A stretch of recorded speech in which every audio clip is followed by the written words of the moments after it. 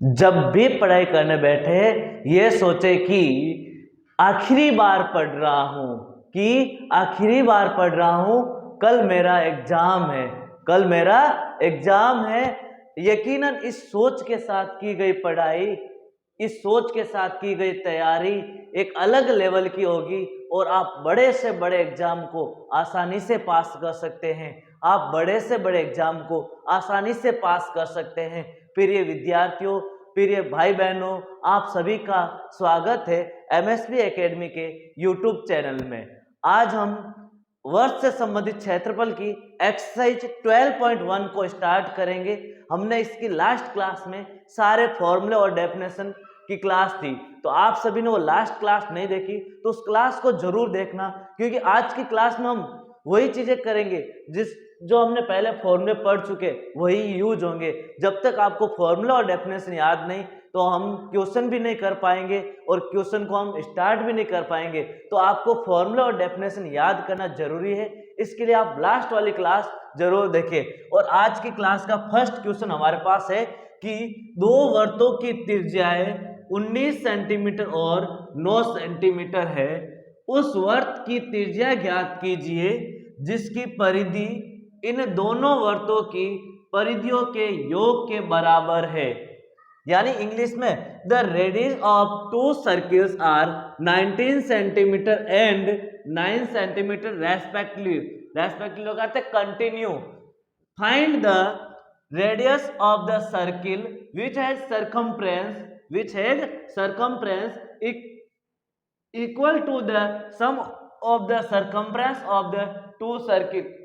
यानी क्वेश्चन क्या कह रहा है? क्वेश्चन कह रहा है कि हमारे पास दो सर्किल है जिसकी रेडियस 19 सेंटीमीटर है और दूसरा सर्किल है जिसकी रेडियस 9 सेंटीमीटर है, और यदि इन दोनों के सरकमफ्रेंस को प्लस कर दिया जाए तो एक तीसरे सर्किल की सरकमफ्रेंस के बराबर होगा, यानी इसकी परिधि के बराबर होगा। सरकमफ्रेंस परिधि यानी सरकमफ्रेंस, ये भी परिधि है और इन दोनों परिधि का योग इस तीसरी परिधि के बराबर होगा। यानी दोनों का योग करेंगे तो एक हमारे पास नया सर्किल बनेगा, उसकी परिधि आ जाएगी। जी हमें क्वेश्चन कह रहा है, क्वेश्चन को समझना जरूरी है। तो अब देखो इस क्वेश्चन का हम आंसर स्टार्ट करते हैं हल। यानी क्वेश्चन के अंदर क्या दे रखा है? वृत्त की त्रिज्या रेडियस ऑफ सर्किल, वृत्त की त्रिज्या R1, radius of circle R1 कितनी हमारे पास 19 सेंटीमीटर, और R2 हमारे पास कितनी है? रेडियस 2, दूसरी रेडियस कितनी है? 9 सेंटीमीटर, और R3 या बोल सकते R न्यू, R3 या R न्यू नए सर्किल की रेडियस जो हमें नहीं दे रखी है उसको मैंने ले लिया X। क्या ले लिया? X। क्वेश्चन के अनुसार क्वेश्चन की ये लाइन क्या कह रही है कि दोनों वृत्तों की परिधियों का योग, इन दोनों वृत्त की परिधियों का योग इस तीसरे वृत्त की परिधि के बराबर होता है। वृत्त की परिधि, वृत्त की परिधि यानी हम बोलेंगे circumference of circle, circumference of circle. यानी सरकमफ्रेंस ऑफ सर्किल क्या होता है पहले हमें यह पता होना चाहिए, तो वो होता है 2 पाई r। हमने कल वाले क्लास में देखा था circumference of circle 2 pi r। अब हमारे पास दो वृत्त हैं, उन दोनों वृत्तों की परिधि का योग 2 पाई r1 प्लस 2 पाई r2 बराबर नए वृत्त के बराबर होगी इसकी परिधि 2 पाई r न्यू भी ले सकते हैं और इसको R3 भी बोल सकते हैं क्योंकि रेडियस 3। इन दोनों परिधि का योग इस तीसरी वाली परिधि के बराबर होता है। इन दोनों सरकमफ्रेंस का प्लस इस तीसरे वाले सरकमफ्रेंस के बराबर होगा। इससे हमारे पास इस नए वृत्त की त्रिज्या आ जाएगी और हमें नए वृत्त की क्या चाहिए? रेडियस चाहिए। टू सर्किल्स और फाइंड द क्या चाहिए हमें? रेडियस चाहिए। उसकी क्या चाहिए हमें? त्रिज्या ज्ञात करनी है। किसकी? नए वृत्त की। इन दोनों को प्लस करेंगे तो नए वृत्त की परिधि आएगी। तो मैंने यहां से 2 पाई कॉमन ले लिया तो मेरे पास बचा R1 प्लस R2 बराबर 2 पाई आर न्यू। नए वर्त की परिधि 2 पाई या मल्टीप्लाई में है, इधर जाएगा तो डिवाइड में जाएगा। 2 पाई कहाँ जाएगा? डिवाइड में। R1 plus R2 equal to 2 pi upon 2 pi R new. 2 pi से 2 पाई कैंसिल, तो हमारे पास क्या आया? R1 प्लस R2 बराबर Rn, न्यू की रेडियस। R1 कितना है हमारे पास? 19। R2 कितना है? 9। दोनों को प्लस करेंगे तो Rn आ जाएगा, और 19 और 9 कितना होता है? 28। तो आर न्यू कितनी आ जाएगी हमारे पास? 28 सेंटीमीटर। क्योंकि ये सेंटीमीटर में है तो रेडियस नए की कितनी आ जाएगी? 28 सेंटीमीटर। क्वेश्चन नंबर सेकंड, दूसरा क्वेश्चन क्या है? दो वर्तों की त्रिज्याएं 8 सेंटीमीटर और 6 सेंटीमीटर है। उस वर्त की त्रिज्या ज्ञात कीजिए जिसका क्षेत्रफल इन दोनों वर्तों के क्षेत्रफल के योग के बराबर है। यानी आपके पास दो वर्त दे रखे हैं जिसकी रेडियस 8 सेंटीमीटर है, दूसरा वर्त दे रखा जिसकी रेडियस 6 सेंटीमीटर है। इन दोनों वर्तों का क्षेत्रफल प्लस करें, यानी कि एरिया या क्षेत्रफल प्लस करें, तो इन दोनों वर्तों के क्षेत्रफल के योग के बराबर है तीसरे वर्त का क्षेत्रफल, जिसकी रेडियस कितनी है? इसकी रेडियस तो 8 है और इसकी रेडियस कितनी है? 6 सेंटीमीटर है। और आपको आर ये ज्ञात करनी, रेडियस आर, जिसको मैंने क्या लिख दिया? एक्स लिख दिया। The radius of two circles are 8 centimeter and 6 centimeter respectively. Find the radius of the circle having area equal to the sum of the area of the two circle. यानी दोनों area के equal होगा, दोनों circle का जो area होगा उस सम के बराबर होगा तीसरे सर्किल का एरिया। तो हम लिखेंगे area of circle, area of circle यानी कि वर्त का क्षेत्रफल। वर्त का क्षेत्रफल क्या होता है? वर्त का क्षेत्रफल पाई आर स्क्वायर होता है। बताइए इसमें R1 कितनी है? 8 सेंटीमीटर। R2 कितनी है? 6 सेंटीमीटर। R3 कितनी है? x सेंटीमीटर, जो नहीं दे रखा x सेंटीमीटर ले लिया।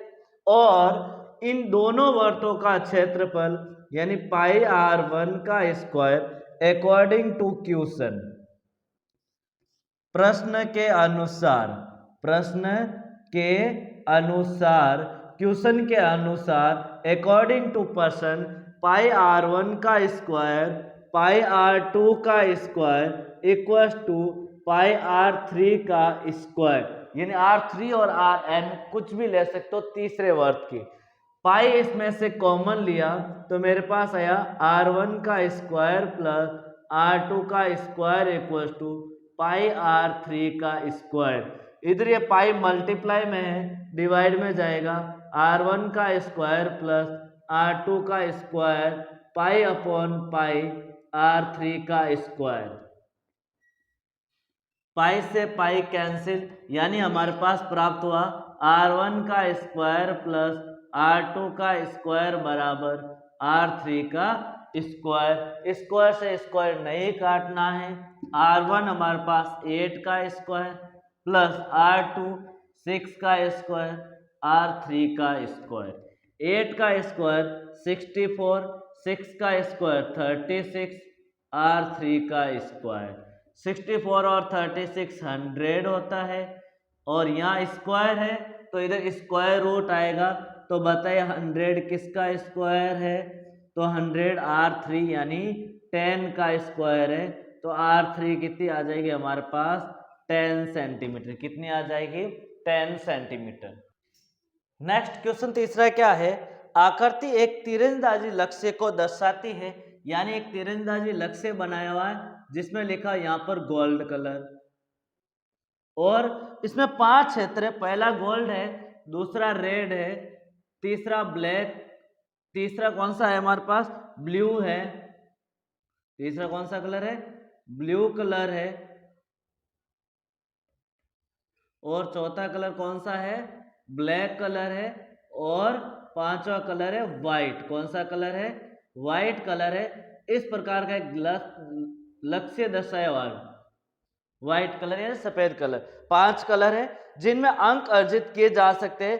गोल्ड अंक वाले क्षेत्र का व्यास यानी यहां से यहां तक गोल्ड का व्यास RG DG, diameter of gold, Vyas of gold, gold का व्यास कितना देर का हमारे पास 21 सेंटीमीटर। गोल्ड का व्यास कितना है? 21 सेंटीमीटर ये गोल्ड का व्यास है। और इसके अलावा देर का है प्रत्येक अन्य पट्टी 10.5 सेंटीमीटर चौड़ाई पे, यानी यहां से यहां तक लेंथ प्रत्येक के बीच 10.5 सेंटीमीटर है। कितनी है? 10.5 सेंटीमीटर। सबके बीच 10.5 सेंटीमीटर है। कितनी है? 10.5 सेंटीमीटर प्रत्येक के बीच की चौड़ाई दे रखी है। अंक अर्जित प्राप्त करने वाले इन पांचों क्षेत्र में से प्रत्येक का क्षेत्रफल ज्ञात कीजिए। सबका क्षेत्रफल ज्ञात करना है। तो हम सबसे पहले गोल्ड का क्षेत्रफल ज्ञात करेंगे। गोल्ड का एरिया तो यही है, तो हम लिखेंगे गोल्ड का डायमीटर देर का यानी व्यास देर का है, तो गोल्ड की रेडियस कितनी हो जाएगी, जिसको मैं बोलूंगा RG। क्या बोलूंगा? RG।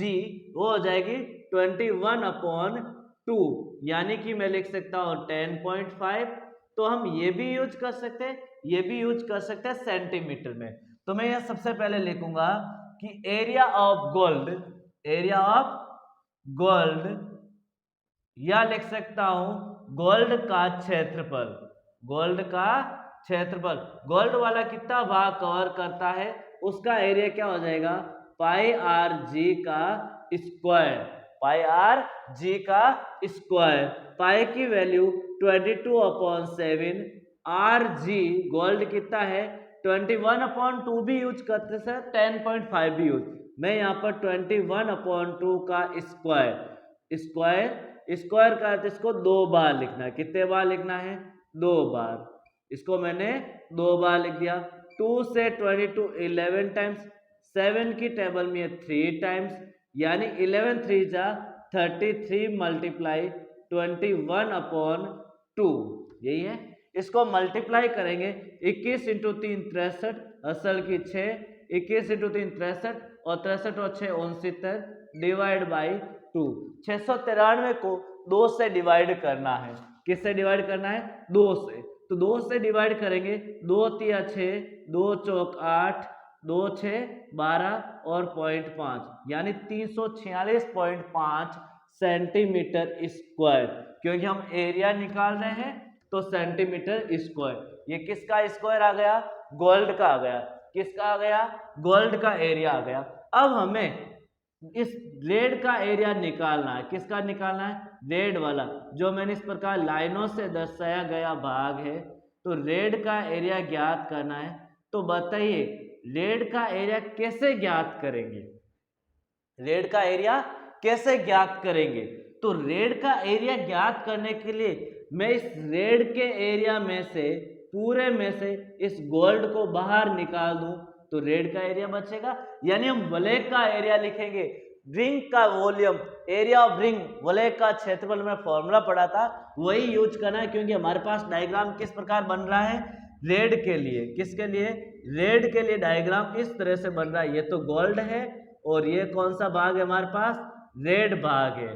तो यहां से यहां तक, इस सेंटर पॉइंट से यहां तक 10.5 है और ये लेंथ 10.5 है। तो रेडियस ऑफ आर रेड के लिए कितनी हो जाएगी? 10.5 प्लस 10.5, क्योंकि ये दोनों रेडियस प्लस होगी। रेडियस और लेंथ यानी इसकी ब्रेथ है, चौड़ाई है, वो प्लस होगी, तभी रेड की रेडियस आएगी और वह कितनी आ जाएगी? 21। कितनी आ जाएगी? 21 सेंटीमीटर। अब मुझे एरिया ऑफ रेड निकालना है। एरिया ऑफ रेड, या फिर मैं लिख सकता हूं लाल का क्षेत्रफल। जो लाल भाग में अंक अर्जित करेगा वो वाला भाग कितना है? लाल का क्षेत्रफल यानी लाल वाला भाग जहां से अंक अर्जित किया जाएगा उसका क्षेत्रफल कितना हो जाएगा? तो हम उसका कैसे लिखेंगे? गोल्ड में से रेड को माइनस करना, तो मैं लिखूंगा पाई आर जी का रेड का स्क्वायर, रेड में से तो गोल्ड माइनस करेंगे, बड़े में से छोटा माइनस करना है, तो पाई आर स्क्वायर माइनस रिंग का एरिया क्या था, पाई आर स्क्वायर माइनस R2, यहाँ पर हमारे पास क्या है, जी है, क्या है, जी गोल्ड, R1 माइनस R2, तो R1 रेड है, R2 गोल्ड है, तो R माइनस जी लिख दिया। अब देखो पाई की वैल्यू 22/7 और R रेड कितनी देर के, 21/2, 21/2 का स्क्वायर माइनस 21 का स्क्वायर, यही है हमारे पास 21 का स्क्वायर माइनस 21 का स्क्वायर। यहाँ पर देखो इसका स्क्वायर निकाल के भी कर सकते हैं, लेकिन हम छोटा तरीका यूज करते हैं, ए स्क्वायर माइनस बी स्क्वायर, एक बार माइनस में एक बार प्लस में, यहाँ पर हम लिख देते हैं 21/2 की जगह 10.5, कितना लिख देते हैं 10.5, क्योंकि हमें अभी प्लस और माइनस करना है, सॉरी यहाँ पर 10.5 नहीं, आर रेड, रेड कितनी हो जाएगी 21 और आर गोल्ड हो जाएगा जो हमारे पास 10.5 होगा, इधर आएगा 10.5, क्यों मिस्टेक से आर पहले लिखना है और जी बाद में लिखना है। ए स्क्वायर माइनस बी स्क्वायर, ए माइनस बी ए प्लस बी, क्या होती है आइडेंटिटी, ए स्क्वायर माइनस बी स्क्वायर बराबर ए माइनस बी ए प्लस बी, यानी एक बार माइनस में लिखना है और एक बार किस में लिखना है, प्लस में, तो 22/7 21 माइनस 10.5 और 21 प्लस 10.5, एक बार माइनस में लिख दिया एक बार प्लस में, 22/7 21 माइनस 10.5 कितना हो जाएगा हमारे पास 10.5, 21 प्लस 10.5 31.5, 7 की टेबल में 10.5 1.5 बार आएगा, तो 22 मल्टीप्लाई 1.5 मल्टीप्लाई 31.5, इन तीनों को मल्टीप्लाई करना है, तो मैं यहाँ मल्टीप्लाई करता हूँ, 15 2 जा 30, 15 2 जा 30 और 3 33, एक डिजिट के बाद पॉइंट, यानी पॉइंट के बाद जीरो का कोई मतलब नहीं, 31.5, 33 को 31.5 से मल्टीप्लाई करना है, इसको मल्टीप्लाई करेंगे तब कितना आएगा, तो मल्टीप्लाई आएगा कितना 1039.5 सेंटीमीटर स्क्वायर, किसका आ गया, रेड का एरिया आ गया, किसका एरिया आ गया, रेड का। यदि आपको अब ब्लू ब्लैक और व्हाइट ये तीनों एरिया आपको निकालना है, जैसे मैंने आपको गोल्ड का बताया, रेड का बताया, तो अब देखो ब्लू ब्लैक व्हाइट कैसे निकालेंगे, तो मैं यहाँ पर लिख रहा हूँ, यहाँ पर मैं लिख रहा हूँ radius of black blue, radius of blue यानी नीले की त्रिज्या कितनी होगी, तो यहाँ तक रेड की त्रिज्या कितनी थी हमारे पास, रेड की त्रिज्या 21 थी और नीले की 10.5 और प्लस कर दे तो 21 प्लस 10.5 यानी 31.5 किसकी आई, रेड की, ब्लू की रेडियस आई। इसी प्रकार रेडियस ऑफ ब्लैक मुझे ज्ञात करना है, तो कितना आ जाएगा 31.5 में 10.5 और प्लस करना है, 31.5 में 10.5 प्लस करना है, तो 31 और 10 41 और 0.5 और 0.5 42 हो जाएगा, कितना हो जाएगा 42 हो जाएगा। इसी प्रकार आर वाइट ज्ञात करना है, तो रेडियस ऑफ वाइट की कितनी आ जाएगी 42 प्लस 10.5, तो कितना हो जाएगा 52.5 52.5 सेंटीमीटर। ये हमारे पास इन सब की रेडियस आ गई। अब इस क्वेश्चन को आपको आगे सिंप्लीफाई करना है, जैसा मैंने बताया था, आपको ब्लू का एरिया निकालना है। किसका एरिया निकालना है, ब्लू का। तो हम क्या करेंगे, ब्लू कहां पर है मेरे पास, ब्लू मेरे पास ये वाला भाग है, ये वाला भाग है, ये वाला भाग ब्लू है जो मैंने लाइन बनाई, ये वाला भाग कौन सा है, ब्लू। अब बताओ ब्लू का कैसे निकालेंगे, मेरे पास ब्लू का भाग कुछ इस तरह से बन रहा है, ब्लू वाला ये है और ब्लू के अंदर रेड है, रेड के अंदर गोल्ड है, गोल्ड का कोई मतलब नहीं तो हम रेड का लेते हैं। तो ब्लू में से रेड को माइनस करूंगा, यानी इस ब्लू वाला भाग है इतना सा, इस पूरे भाग में से इस गोल्ड को रेड सहित इसको माइनस कर दूं तो मेरे पास किसका आ जाएगा, ब्लू का। और यदि आपको ब्लैक का ज्ञात करना है तो ब्लैक में से ब्लू को माइनस करना है, ब्लैक में से ब्लू को माइनस करना है, और व्हाइट का ज्ञात करना है तो व्हाइट में से ब्लैक को माइनस करना है। व्हाइट में से किसको माइनस करना है, ब्लैक को माइनस करना है, यानी ये ब्लैक की रेडियस को माइनस करना है, तो आंसर आ जाएगा हमारे पास व्हाइट का। तो इन तीनों का आंसर तुम्हें निकालना है। तो यहाँ पर देखो R माइनस जी लिखा, तो आपको यहाँ रेड है, मैं यहाँ ब्लू लिखूंगा तो मैं यहाँ लिख दूंगा blue minus red, blue minus red. Blue की रेडियस कितनी है, उसमें से रेड की रेडियस माइनस कर दो। और जब आपको ब्लैक का ज्ञात करना है तो ब्लैक माइनस ब्लू करेंगे, यहाँ ब्लैक माइनस ब्लू, और व्हाइट का ज्ञात करना है तो यहाँ व्हाइट माइनस ब्लैक करेंगे तो हमारे पास आंसर आ जाएगा, यानी इसका रेडियस माइनस करना है। तो इसको आपको सिंप्लीफाई करना है। नेक्स्ट क्वेश्चन फोर्थ में ध्यान दीजिए। फोर्थ क्वेश्चन क्या है, किसी कार के प्रत्येक पहिए का व्यास 80 सेंटीमीटर है। जो कार का पहिया है, कार का व्हील है, कार का पहिया, कार का पहिया, कार का पहिया का व्यास कितना देर का, हमें 80, कितना देर का है, 80 सेंटीमीटर पहिए का व्यास। जो कार का पहिया है उसका व्यास, wheel diameter of wheel, diameter of wheel कितना देर का है, 80 सेंटीमीटर। तो बताइए त्रिज्या यानी रेडियस कितनी होगी, तो हमारा आंसर होगा 80/2, यानी डायमीटर अपॉन 2 40 सेंटीमीटर। ये आ गए हमारे पास इस पहिए की रेडियस, व्हील की रेडियस, जो व्हील है हमारे पास कार का उसकी रेडियस। आगे क्या कह रहा, यदि कार 66 किलोमीटर प्रति घंटे की चाल से चल रही है, यानी कार की स्पीड, कार की स्पीड कितनी देर की है, 66 किलोमीटर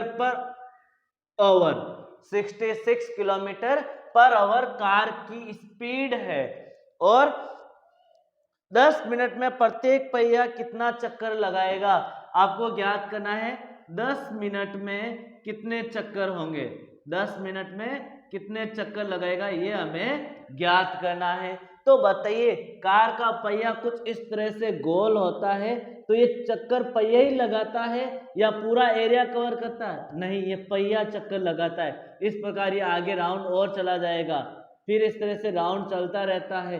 तो यानी इसका हमारे पास केवल इसकी सरकमफ्रेंस यानी परिधि ज्ञात करेंगे। तो इसके लिए ये हमारे पास 10 मिनट में पूछ रहा है, जबकि ये स्पीड हमारे पास कितनी है, 1 घंटे की है। तो इसको मिनट में चेंज करो, 1 घंटे में कितने किलोमीटर जाता है, 66 किलोमीटर की दूरी तय करता है। और तो बताओ 1 मिनट में कितनी दूरी तय करेगा, तो 66/60 इक्वल्स टू 1.1 किलोमीटर 1 मिनट में। यहाँ किलोमीटर है, यहाँ सेंटीमीटर है, तो किलोमीटर को सेंटीमीटर में चेंज करो, तो मैं आंसर लिखूंगा 1.1 मल्टीप्लाई किलोमीटर को सेंटीमीटर में किया 1000, किलोमीटर टू सेंटीमीटर क्या हो जाएगा 1000 से मल्टीप्लाई, और centimetre to metre, sorry metre, kilometre to metre कितना हो जाएगा 1000, और मीटर टू सेंटीमीटर जाएंगे तो 100 से और मल्टीप्लाई करना है। तो मैंने इसको 1000 से मल्टीप्लाई किया और फिर 100 से मल्टीप्लाई किया, एक पॉइंट से एक जीरो कैंसिल, यानी हमारा आंसर है 11000 और 0 सेंटीमीटर। ये आ गए हमारे पास 1 मिनट में, कितने मिनट में, 1 मिनट में। और हमें कितने 10 मिनट में चक्रों की संख्या पूछ रहा है, तो 10 मिनट में तय दूरी, 10 मिनट में तय दूरी, यानी 10 मिनट में कितनी दूरी तय करेगा, तय दूरी। तो 10 मिनट में 10 से इसको मल्टीप्लाई कर दो, तो कितना हो जाएगा 11000 और 0 सेंटीमीटर। ये हो जाएगी 10 मिनट में तय दूरी, यानी 10 मिनट में इतनी दूरी तय करेगा। आपको पूछ रहा है इस दूरी को तय करने में पहिए ने कितना चक्कर लगाया, कितने राउंड कंप्लीट किए, तो हम ज्ञात करेंगे परिधि। क्या ज्ञात करेंगे? परिधि। और वर्ग की परिधि क्या होती है? 2 पाई आर। बताओ रेडियस कितनी है? 40। 2 मल्टीप्लाई 22/7 मल्टीप्लाई 40 सेंटीमीटर। ये हमारे पास क्या आ गई? परिधि। अब हम लिखेंगे चक्रों की संख्या।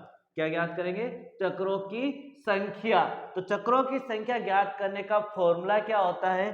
तो चक्रों की संख्या, चक्रों की संख्या, चक्रों की संख्या क्या हो जाएगी कि कुल दूरी अपॉन एक चक्कर में तय की गई दूरी, एक चक्कर में तय दूरी, यानी एक चक्कर में जो तय दूरी होती है वो होती है परिधि, यानी एक चक्कर में तय दूरी क्या होता है? इक्वल टू वर्त की परिधि, यानी वर्त की परिधि और एक चक्कर में तय की गई दूरी दोनों चीज बराबर होती है, ये पता होना चाहिए। तो यहाँ पर कुल दूरी 1 1 0 0 0 0 0, ये हमारे पास कुल दूरी है। इसको किससे डिवाइड करना है? 2 मल्टीप्लाई 3.14, 22/7 कितना होता है? 3.14, या मैं यहाँ पर 22/7 लिखता हूँ। 22/7 मल्टीप्लाई 40, ये 7 कहाँ चला जाएगा? यहाँ से ऊपर चला जाएगा। तो यहाँ लिखेंगे 1 1, एक 0 से एक 0 cancel, 1 2 3 4, 1 2 3 4 upon 2 multiply 22 multiply 4 into 7। जब इसको सिंप्लीफाई करेंगे हम 11 की टेबल में 1 टाइम्स और 2 टाइम्स, फिर इसको इस प्रकार सिंप्लीफाई करेंगे तो हमारे पास आंसर आएगा 4375 चक्कर। तो कितने चक्कर हो जाएंगे? 4375 चक्कर। ये लास्ट में यूनिट लिखना जरूरी है, या सेंटीमीटर होता सेंटीमीटर लिखेंगे, चक्कर होगा चक्कर लिखेंगे। हमेशा परिधि और त्रिज्या में, परिधि और त्रिज्या में या रेडियस में या डायामीटर में सब में यूनिट सेंटीमीटर लगती है या मीटर लगती है, इसकी कोई पावर नहीं होती। और एरिया में हमेशा क्या होता है? यूनिट स्क्वायर, यूनिट स्क्वायर, यानी जो भी यूनिट होती है उसके ऊपर स्क्वायर लगता है। लास्ट क्वेश्चन इस एक्सरसाइज का, क्वेश्चन नंबर 5 क्या कह रहा है? निम्नलिखित में से सही उत्तर चुनिए और अपने उत्तर का औचित्य दीजिए, कारण भी देना। यदि एक वर्त का परिमाप, वर्त का परिमाप यानी पैरामीटर ऑफ सर्किल,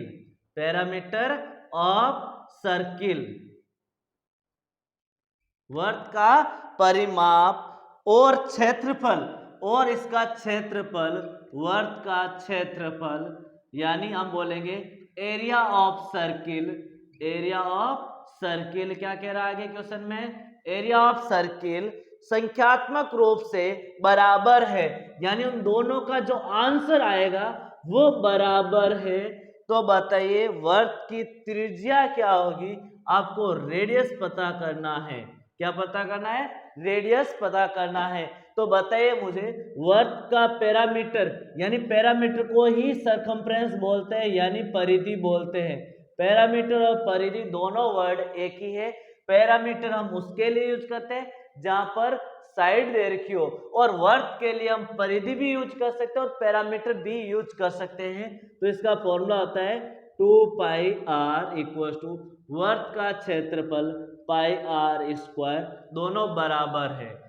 पाई से पाई कैंसिल, 2 आर से 1 आर कैंसिल, यानी आर बराबर 2 आया। कितना आया मेरे पास? आर बराबर 2। तो इस वर्त की त्रिज्या कितनी हो जाएगी? 2 यूनिट या 2 इकाई, या 2 इकाई भी लिख सकता हूं मैं, इकाई, यानी यूनिट को क्या लिख सकते हैं? इकाई। Square unit square, sorry unit ही आएगा ओनली क्योंकि रेडियस है। तो 2 इकाई हमारे पास क्या हो जाएगा? इसका आंसर हो जाएगा। ये हमारी 12.1 एक्सरसाइज कंप्लीट हो गई। नेक्स्ट क्लास में हम 12.2 एक्सरसाइज को स्टार्ट करेंगे और कंप्लीट करेंगे, अच्छे से समझेंगे। तो वीडियो अच्छा लगा तो लाइक और शेयर जरूर करें।